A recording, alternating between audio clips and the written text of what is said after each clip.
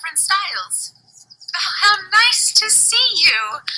Always such a pleasure in these undependable days. Mrs. Turo, as always, dependably smiling. I'd hoped you might again be over from Dighton. Well, yesterday, I had two blessings at once. A chance to preach again in Newport, and a brand new baby to christen. A task that brightens even the gloomiest of days. What brings you out on this lovely afternoon? Hope of finding a bit of food for supper, Reverend. A silly hope, of course, given most of the stores closed up these many months.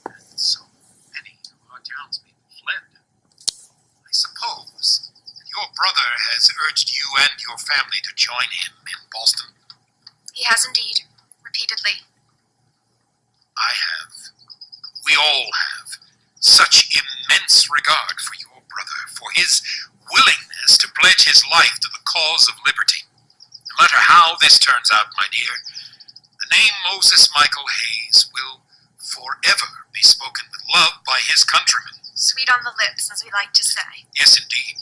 Sweet on the lips. But of course, Isaac cannot quite bring himself to go and leave behind our beautiful new synagogue. He does say such things as yes, perhaps, someday, and if it becomes absolutely necessary, then we will go, but until then, sympathetic as he is to the sufferings of our congregation, he cannot imagine himself raising arms against the king. He sees that as simply, treason. A most reasonable dilemma, my dear. Oh, You disagree?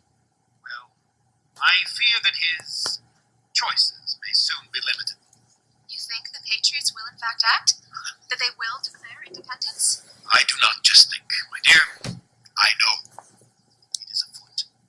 Even as you and I stand here in Newport and speak, Philadelphia, the language of independence is being carefully shaped with nothing left